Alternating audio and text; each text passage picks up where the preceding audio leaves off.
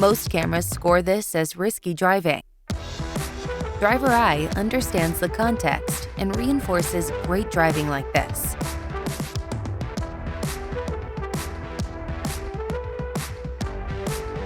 Improve safety and reduce driver turnover. Welcome to the green zone.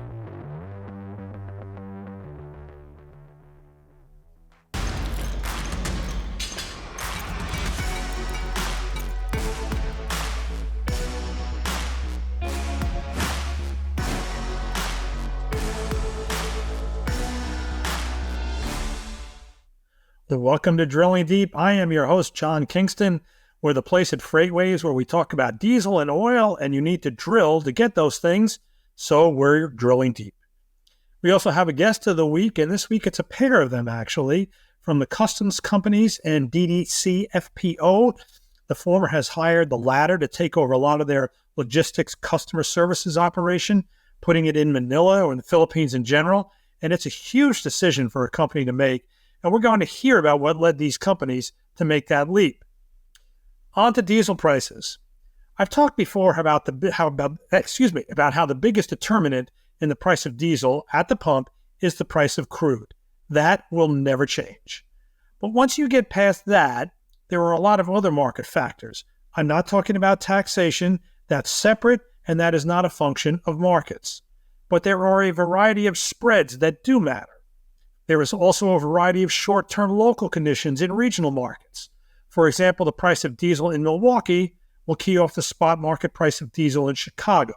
In Tulsa, they will look to the spot price of a Midwest area known as Group 3. And the entire southeast of the U.S. keys off the Gulf Coast price. What is happening with those markets? Whatever it is, that will make it to the pump. But probably the most important spread is the one between the futures price of ultra-low sulfur diesel and the price of crude. That spread has been on a wild ride for the last 4 to 5 years. Let's go back to the first half of 2019. In some ways for the diesel market, that was the last extended 6-month period before it was buffeted by a variety of factors. The spread between Brent crude, which is the world's benchmark, and the price of ultra-low sulfur diesel, ULSD, on the CME commodity exchange averaged about 39 cents per gallon for those 6 months. Now, why do I say that was the last time that the spread was quote-unquote normal? Because by the second half of the year, there were signs that the IMO 2020 regulation governing the sulfur content of marine fuel was starting to increase that spread. By the fall of 2019, that spread had risen solidly above 40 cents per gallon and went over 50 cents per gallon for a few days. I won't go on too long about IMO 2020. We've talked about it before. But let's just say that the pathway to meet the tighter sulfur regulations, tighter sulfur specifications on marine fuel was likely to draw diesel molecules away from transportation and into the marine fuel market.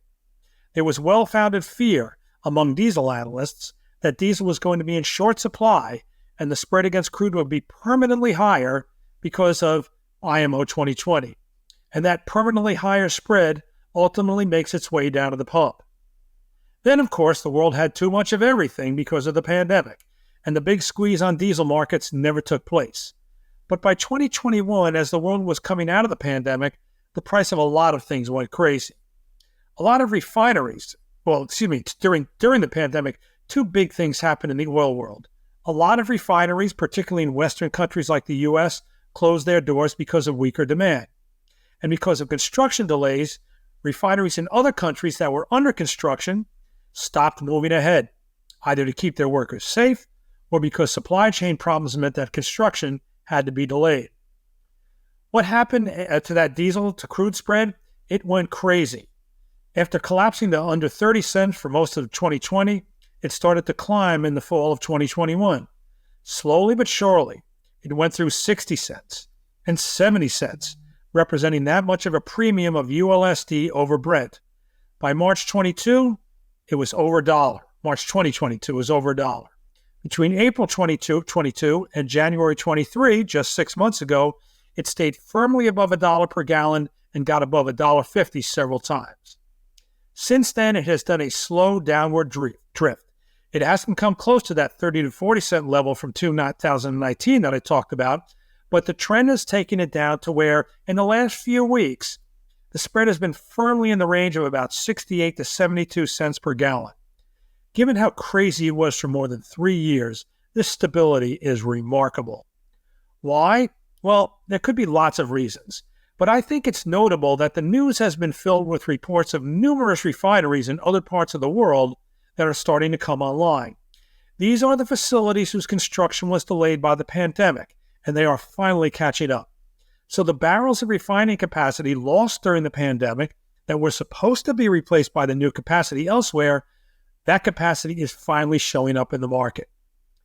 And yet, that spread now at its current stability near 70 cents per gallon hasn't gotten back to that 2019 level, and I think that's where IMO 2020 comes in. All the reasons that people were worried about diesel back in 2019 because of the marine fuel rule are still there. You still need to divert diesel molecules into the marine fuel pool. It's entirely possible that while we never knew how much impact IMO 2020 was going to have on the Brent to diesel spread back in 2019, and we never really got that test in 2020 because of the pandemic, we're finding out now just how big that spread might be. I hesitate to use the word permanent. Nothing in markets is ever permanent. But could it be that IMO 2020 is going to end up adding about 30 cents per gallon to the price of diesel to what it might have been in the past relative to crude, regardless of where Brent is? That is a simplistic market analysis. But after such a wild ride, you can look at this recent stability in the spread and not think that maybe we're starting to see signs of a new normal. We want to thank our sponsor this month, Netrodyne. Ready to step up your fleet safety? Titan Freight reduced distracted driving by 96% while losing 0 drivers after implementing Netrodyne Driver Eye, the leading AI fleet camera system. Go to Netrodyne.com to learn more about how Driver Eye can revolutionize your fleet safety too. Going to move on here now on Drilling Deep. In-house or outsourced? This is a question that confronts so many companies in so many fields, not just logistics. What do you do yourself? What do you hire other companies to do? You can have times when you could have 2 competitors who offer pretty much the exact same product or service, and one outsources a key activity and the other competitor keeps it in, and they each think that they've got an advantage in doing so. This question has always fascinated me.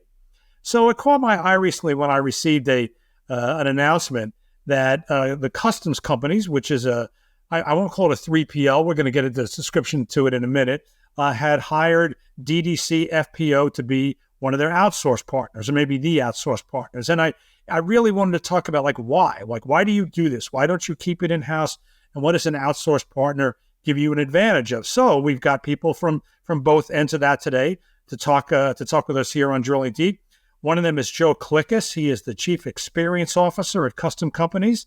And the other is Madison Conway. She is the Global Marketing Director at DDC FPO. We want to welcome both of them to Drilling Deep. Madison, hello, and Joe, hello. Hello, thank you for having us.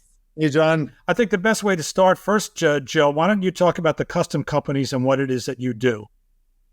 I'll be happy to. So custom companies, technical term is asset-light provider, even though we think, feel, act as a carrier. Our equipment manages first mile and middle mile of all our LTL business that we enjoy. And we have a series of partners, strategic long-term partners across the country that we depend on for that final mile piece. So, 37 years in business. We call ourselves full service because we do everything from volume to less than truckload to expedited. So we got a full array of services, but our pride and joy is less than truckload by far. So as Chief Experience Officer, it's a creative way of saying I'm in charge of the operation. So I'm the lucky guy who's got to piece this whole thing together.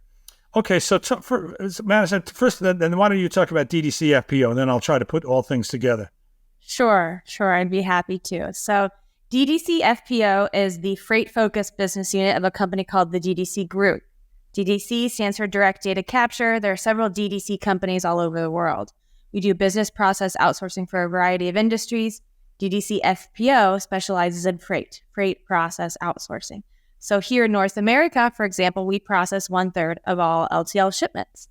We process about 300,000 shipments per day worldwide. So we do everything from freight billing to rate auditing, POD processing, customer service, inside sales, IT outsourcing. We do a whole range of activities, front, back office, full suite, basically taking the load off of the carrier so they can focus on their core competency. All right, Joe, so let's go back to that question that I opened up with, insource or outsource. You hired DDC FPO to do some things for you. The question I have is, were these things getting done by somebody else previously? And was that somebody else you, or was it another company? It was us. It was, we're a proud employer in the Chicagoland and Los Angeles markets. We have a lot of resources here in both these markets, a lot of employment opportunity. And I think the uniqueness of the start of this partnership was, one, we've had a relationship with DDC for a long while on the bill entry side. And two, I think COVID had a lot of help with that, and I think a lot of businesses struggled with navigating personnel outside of the office to be safe. And being an employer that is very proud to be an in-office employer, and we like our folks being here. We're proud to be here in support of our drivers and in support of our dock labor, and trying to shift all that personnel back to the office. We fought when our competition was allowing those to work from home. So we struggled a bit. And when you struggle, what do? You lean on your partners, you look for advice. And I think it took some time, but we made the decision to partner with DDC and give us some help, and it kind of flourished from there. So Madison, why don't you talk about what it is you're going to do for the custom companies? Sure. So we already, as Joe mentioned, are already providing their back office freight billing support. And where Joe has seen an area of opportunity to really enhance his operation, and I'm sure he can speak more to the benefits that he's aiming to reap from the relationship, are in customer service.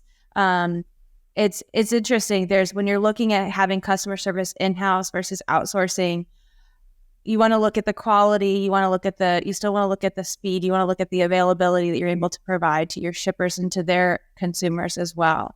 And with DDC, we've been specializing in transportation since 2005. That's actually when we took on our first freight carrier. So we know the industry, we know the market. And as we've expanded our customer service capabilities, we've learned that we also know the life cycle of the shipment better than most other business process outsourcing providers. So for Joe, we're able to offer those services that not only fill the need for the customer service talent, but also enhance the customer experience so that his staff can be reallocated to focus on more strategic roles. Okay, let me ask a question. This is going to sound like a really naive question. And when I thought about customer service being outsourced, can an outsourced company care as much as if it's insourced? Because the insource is kind of like you got the jersey name right on you, right? I mean, you work for that company and you're providing service to companies, to people who are customers of your company. When you've outsourced it, they're just a client. I know. I mean, I know what the answer I'm going to get, but I got to ask it anyway. Do they care as much? If not, they care more. And I'm going to tell you why. So here in the States, being a customer service agent is not a desirable career. It is not a job that many people graduate from college and say that they want to answer customer service or customer support phone calls all day in and day out. In the Philippines, where is actually where we have the hub of our production, we have staff who go to school specifically to be customer service agents. So it is their career. Secondly, our customers know that their brain is in good hands with us.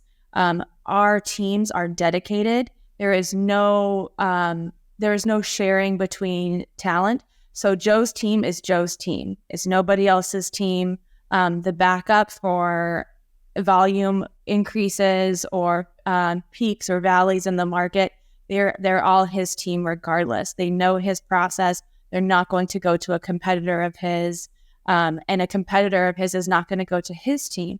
Secondly, they work very closely with all of our teams here stateside. So they actually take pride in being an extension of the custom company's team. And they strive to meet their SLAs, which is their service level agreements that we set in motion.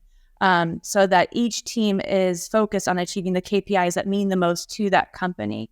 So Joe can speak more to how he's seen some of his agents of DDCs strive to meet some of those metrics and even be rewarded and receive recognition in the office and custom company swag and different measures. And they're also educated on the culture of the brand so that they know how to serve custom companies' clients just as Joe does. They know how to talk to the custom companies' customers the same way that Joe would want to speak to his customers. So they care a very great deal. And then, as I mentioned, our customers, which I hope Joe would echo the sentiment, should know that we care about their brands as well. We want to protect their brands because we care about their business and we understand how important that is.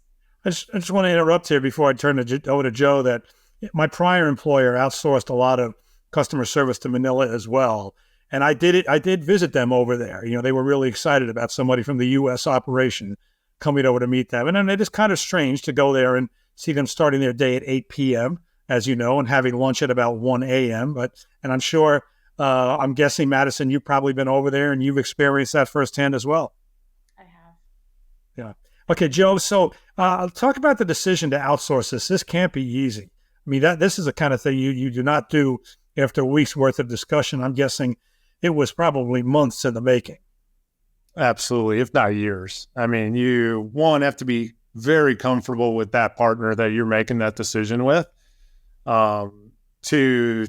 involved the whole organization. Before we did this, it was a company-wide because that pride, I mean, entry level, as much as, to reward, where Madison's saying it's not the most attractive position, but that's the building block of what we do. I mean, that's the lifeline of our clients calling in there looking for support. So it's important on the development side for future employees. And it's also very important on the customer side for customer retention and customer satisfaction. So it was a big decision. But I would say, the decision to do that really stemmed from the difficulty of hiring that entry level amidst COVID. So we were struggling to get those people in there to train and to learn. And we said, we were actually looking at other companies too to help us with our training material. And we said, if we're going to do this, let's have outside eyes looking in. DDC was building momentum in the space. We were entertaining other options, but having that relationship with them and other segments of the business kind of let them stand out amongst the crowd. Plus, you only have to meet a few of the people within DDC and really understand. You'll see their passion really quickly on what they have with regard to growing the staff that they source within the areas that they do and the business that they provide. I mean, it's exceptional. And we went down the path of, okay, tell us about our training, audit our training. How would you do this? And that really warmed us up to the fact that, okay, this is a very valuable partnership that will allow us to look more within about what we do and complement what we do rather than impede what we do. And that really helped make that decision. Madison, how many people are you putting into this compared to, let's say, how many people were back in the U.S. prior to the shift? How many people in Manila under DDC FPO would say, I'm working for the custom companies? Or maybe you've just got a whole ocean of people and they might be doing more than one company, or are they dedicated just to the custom companies? No, we do have dedicated teams. Each client does have a dedicated team. So they've got their own dedicated personnel. It includes agents as well as supervisory staff and the training program as well. Total in the Philippines, we have about 5,000 employees, but that 5,000 is split across all of our clients. And then, of course, we also have some team members in Bosnia and Serbia as well. I don't believe any of Joe's teams are in Bosnia or in the Balkan region. But in the Balkan region, for example, is where we really specialize in our multilingual services. So they're doing a lot of the customs brokerage processing work and moving shipments between borders and things like that. But Joe can rest assured that his agents are not being shared with any of his competitors or any other carriers. So, Joe, how many people did you have working in this field prior to the shift? Now, those people, I assume you probably tried to find employment within your company somewhere else for them. But how many people were affected versus, let's say, how many people now, in the Philippines can provide services? Yeah, we repurposed or promoted. So in that transition, we had zero layoffs, even in the midst of COVID. We did not lay any folks off. It was a kind of a very heavy financial investment on us because we did it. But I think the outcome allowed for that opportunity for the employees that were with us, that were looking to advance, and it left us feeling very healthy on the side of fulfilling the roles that those folks left behind them. So it actually allowed us to stabilize some of those positions as we invested our time and attention on advancements within the company, improved process, improved technologies, without worrying about those entry-level positions. So we kind of turned over that kind of development and those responsibilities to DDC, and we still hire those positions. So we have not outsourced 100% of that role. We just split that, and we're responsible for hiring a portion of it, and we rely on DDC to hire the rest. So I would imagine, you talked about COVID, but just in general, 3.6% unemployment, it just makes it very hard to hire these positions. How's the situation over in the Philippines? Is the pool deep and ready for you to hire people, Madison? So BPO in general is one of the strongest, if not the strongest, industry in Metro Manila and other hot regions of the metros of the Philippines, right? So like I said before, folks go to school for this. This is what they want their career to be in. Our staff really takes pride in customer service, especially the supervisory staff and upward. And that's where they see their upward mobility as they can grow upward within the company, building contact centers, building these teams, building training programs, innovating the technology that they're using, and innovating the training. A lot of times it comes down to the training that we feel we are able to root our quality claims within. So yeah, it is a very big talent pool. We don't ever have any issue getting this quality of the skills that we need for our clients. We are highly selective. However, we have a rigorous recruitment and training and onboarding process. And then we always promote within. So we actually look at roles and personnel who have done other jobs, still touching freight, or maybe have trained in transportation, but haven't touched, for example, Joe's competitors, and haven't done maybe customer service, to learn the customer service role. Or they're able to learn a different type of function within the customer service role and cross-train. But we're able to really promote within. So that's where we feel like our strongest suit is, as far as talent development, is looking within our own reach. And then, of course, we also have very strong ties within the Philippines. So we've been there since 1989. So we are a very well-known brand in the Philippines.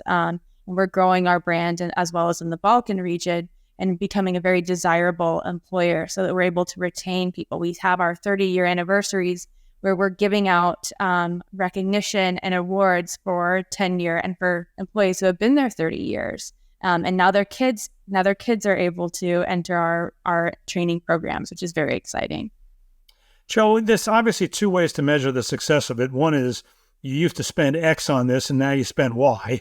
And that's easy to measure, right? The other question is whether it's working with your with your customers. And I have to think that is the kind of thing that you just have to be all over all the time to make sure you're getting the right amount of feedback from DDC and from the customers. That is this a success or is it not? And I would imagine that's a challenge.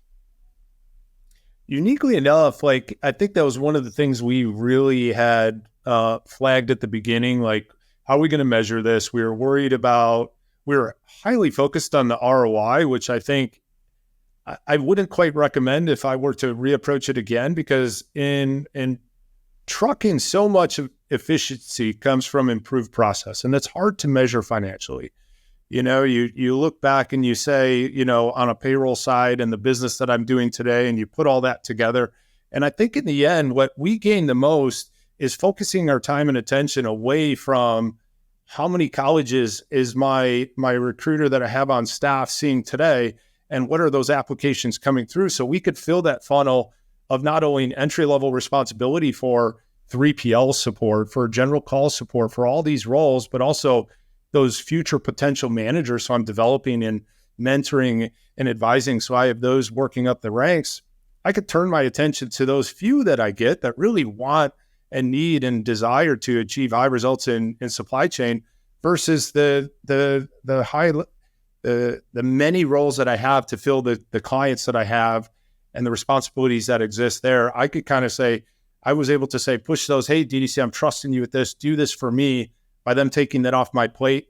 It's very hard to measure that return on investment by them taking on that responsibility. And I could echo, I mean, I traveled out there. I got to see firsthand the schooling that these individuals, because I wanted to make sure that the quality was there, because the quality probably was one of our other concerns, to make sure that that person is well-spoken on that phone, that they understand the passion that we have for trucking, and they could relay that, because I think a caller, whether a small client or large client, they can feel that through the phone. And if that feeling is different from the people that I trust within my office, that's going to create a lot of issues. And we were very surprised that feeling, the clients were actually raving about the people that they were dealing with. And then when I got to see it firsthand, and exactly what she said, the passion they have for working for us and the schooling that they get, it made me feel more comfortable. And now we don't even, we say that we have an office in the Philippines. We don't even say that we go through an outsourcing company. To us, that's our office. Those are our employees, and we're proud of them. Madison, is trucking and logistics a growing area for what you do? For DDC FPO, it's the primary area. So for the DDC FPO business unit, we've been serving trucking since 2005. We serve 50% of the top-ranked carriers in the States.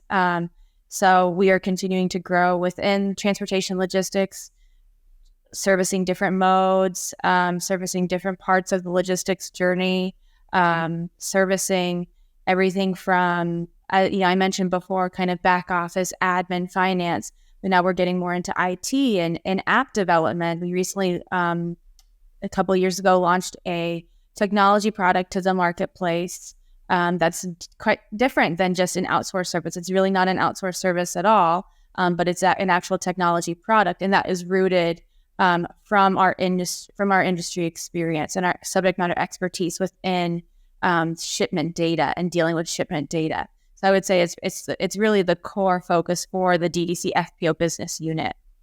Well, the irony is that I went out to dinner last night with some former colleagues, again, of my prior employer, and we actually talked about the Manila operation a little bit.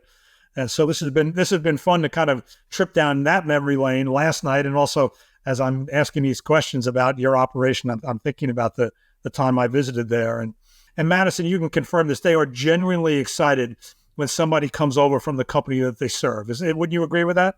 Yes, absolutely. So such good people, John, such good people.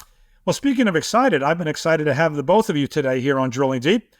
We want to thank Joe Klickus, the Chief Experience Officer at Custom Companies, and Madison Conway, Global Marketing Director of DDC FPO.